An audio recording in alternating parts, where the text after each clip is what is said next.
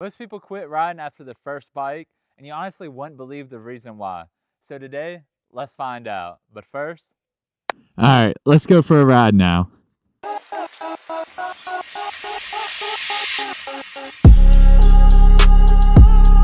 up, guys? What's up, guys? This is one of the kids I've rescued from Epstein Island. Look at them fucking white ass ankles, God.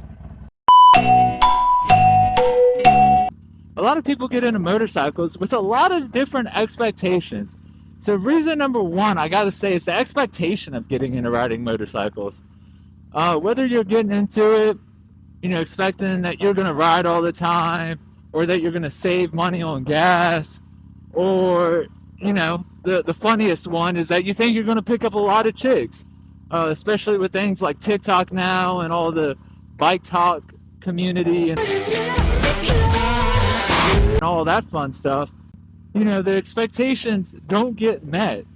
So as far as saving on gas, I mean, yes, you are technically saving on gas, but I would argue it's not a cheaper alternative to having a car. I mean, I know some people don't have the opportunity, that this is kind of their cheaper alternative, but when you got things like parts and, especially with a name like Harley. We want our community to give us all their fucking money. I just want all their fucking money. No. My man. And we want our community to end up here. Literally in the gutter. Oh. There's going to be some cost to that. Then on top of that, you have your typical gear. I mean, a lot of people aren't ready for the cost of gear. I mean, if you really look into it, I mean, these are like $100 gloves. They're old as shit now. They're like $100 to $200 gloves. My helmet was $300. The jacket I'm wearing was $525, but I got it on a sale. So if I had to offer any piece of advice, it's that, you hunt sales. If it's wintertime, that is your time to buy summertime gear. You might not use it right away, but hey, I mean, catch it while it's on that sale, and you'll use it in the summertime. Same thing, vice versa. During the summertime, buy wintertime gear. That's where you can ride year-round. I mean, it is December, believe it or not. I mean, it's like 60 degrees. I mean, temperature's dropping a little bit. I should have worn some different pants. But that's besides the point. Shop the gear when it is the cheapest. That is the biggest sticker shock. And I gotta say, that's one of the first reasons that people, kind of stop riding after a while, is because gear gets expensive. You got to replace the gear. It's not something that you buy once and you're done. Like my gloves. Look at these gloves. These things are like ready to be retired, and yet, I'm gonna have to drop $200. I'm thinking about going for heated gloves for the winter time so I can ride in colder temps, and that alone, I mean, now you're talking easily $300 gloves. And so for a pair of gloves, most people can't fathom it. Now, when you've been riding for a few years like I have, I'm going on 5 years of riding, you know what you're getting yourself into. So that's my opinion on, at least that part of expectations. But, that there's this so-called cool factor, and, you're going to get a lot of girls riding this. I can honestly say mainly a Harley, right? Not a lot of women are out here chasing Harleys. Now, unless I want the 50-year-old that's at the bar, the 50-year-old divorcee.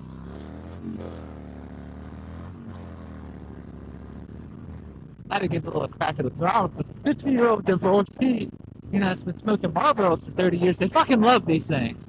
Now, I haven't met too many young girls that love Harleys. Mine is my wife. She loves mine. She's pretty comfortable on the back of it.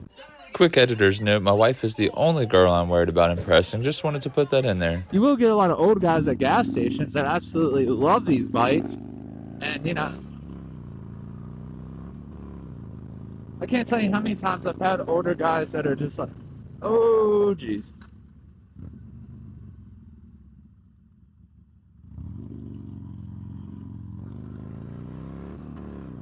A lot of older guys at gas stations that kind of stop me and, tell me, oh, yeah, I had a Sportster back in the day.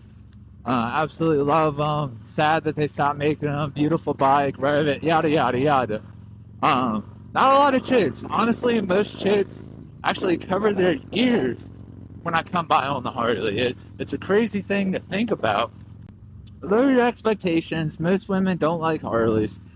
I'm not speaking for all women. I know there's some Harley female riders out there, and by all means, we need more of them. It's a real sausage fest. So other than that, yeah, that's my reason for expectations. A lot of people have a different expectation of getting into them. And oh, the last one, riding it all the time. Oh, hi, puppy. You're not going to be riding this every day. A lot of people have that. You know, I love to ride mine any chance I get. Now, my gear isn't suited for, 20-degree weather. I will ride in 40 degrees and even down to 35, but you got to know your limits. You can't just get one of these things and expect to ride, year long, unless you got a copious amount of money to just drop on this gear. I mean, I have 2 kids, so I definitely have higher priorities. But I do ride these any chance I get, and I'm not afraid to spend a little bit on the gear, especially if I know it's going to keep me warm and keep me safe. Reason number 2 that people don't ride them, they don't realize the wear and tear this has. Now, unless you're on a Gold Wing, something that's fully comfortable, I mean, personally, I'm young, so, like, it doesn't really affect me. I don't want to say affect me all that much now, I will say, because I can get on this thing and ride for hours and be fine. I'm not going to have back problems. I'm not going to have a sore ass, per se. I'm going to be fine. I'm going to be comfortable, and I'm going to enjoy the ride. But some people now, they'll ride for a little bit, and especially the older guys, there's some wear and tear. I mean, you're having wind right now. I'm going 50 miles per hour. Now, I have the fairing, but even on my neck, my helmet is above the fairing. So I have a lot of wind that hits my neck, and especially on these, like, very windy days that for whatever reason we get here in Virginia, my neck's going to be bobbing, swaying, going back and forth, and it takes a lot of wear and tear on the neck. And on top of that, you have the very hot days. You're going to have days where you're going to be sweating your ass off on this thing, especially if you're like me. And I like to wear my gear no matter what. So you're going to be hot. You're going to have to stay hydrated. Takes a lot there. It's kind of flaws in the expectations. But if you're trying to, go and you got to be somewhere in a hurry, yeah, you can go a little bit faster on a bike. But at the same time, you're also going to have to worry about, getting your gear on. That's the thing that's bitten me in the ass a few times. Is like, oh, I want to take my bike. I'm running a few minutes behind. And then I got to sit there for a little bit and get my gear on. Now, that takes a good amount of time. Not a good amount, but it's not as simple as grabbing your keys and going. And I would always recommend wearing gear for everybody. Don't just be one of those guys that just goes. You know what I mean? Like, make sure you're wearing your gear. You're being safe. Don't be stupid. Have fun, be safe on it, but still, make sure you're wearing your gear. And that takes a little bit of extra time to put on. There's a little bit, like I said, money that goes into that too. All right, my next reason that people quit riding after their first bike is because of the lifestyle change and the amount of time and commitment this stuff takes. It's a lot that goes into it, and if you're like me, and you have a wife and 2 kids, it's kind of hard to always get on it. I'm not one of those guys that tells my wife, I'm taking the bike, that's that. I mean, we have a pretty good relationship and we respect one another. So I hate to say it, but I'll ask her. I'll tell her, hey, I really want to take the bike. Are you okay with that? And if she's not, if the kids are a little overwhelming that day, and she says, no, I would like for you to ride with us, we can ride as a family, I will do that. There's nothing wrong about having a little bit of give and take when it comes in a relationship. Why? Because I know there's going to be plenty of times I get to ride. If you got to bring some stuff with you to work, then that's going to be a major pain in the ass when you have all this extra stuff that you got to take with you and you don't have the storage per se.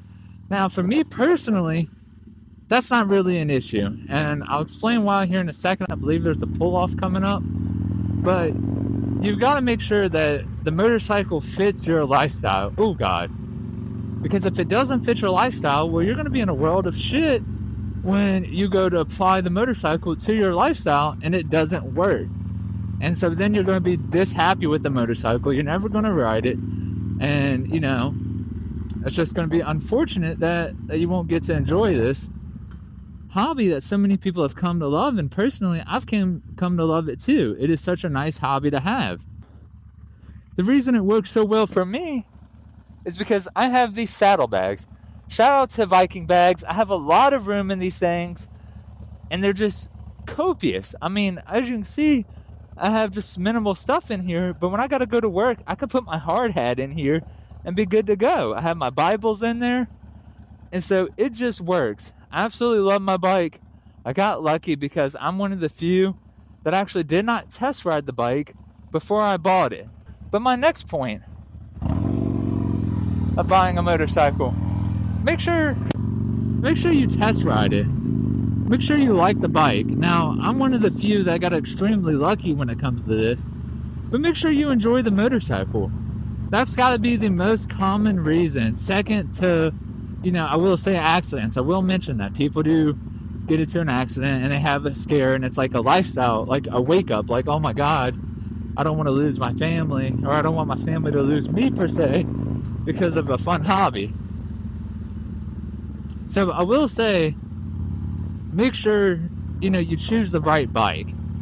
That and a wreck are probably the two most common reasons people get out of motorcycling after their first bike. Merry Christmas, everybody! Well, you'll probably see this after Christmas, but hey, if you don't celebrate Christmas, happy holidays to all, and to all, a good night.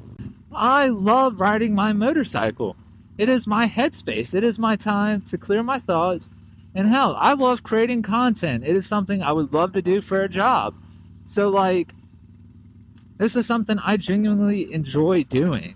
So when you put the both of them together like I'm doing right now, it's just, hell of a good time for me. I really do enjoy all of this. And I enjoy everyone that enjoys my content. It means the world to me, guys. I can't even put into words effectively about how much I love that you guys enjoy my content. Every time I get a comment, I light up like a little kid. I get so excited. And I'm like, hey, someone actually watched the video. Like, that's just nuts to me that you guys watch my videos through and through. Like, it just blows my mind because I'm used to TikTok where, if you're not engaging every step of the way for 30 seconds, no one's sticking through. And so I really try to bring the same energy to YouTube, but without it being so chopped up and, oh God. So, I try to bring that same energy of short effectiveness, but without it being choppy and there still being a story to it. Now, this video, I feel, was a little all over the place. I'll look back on it when I edit it. But, hey, there's my kiddos. That is it for today's video.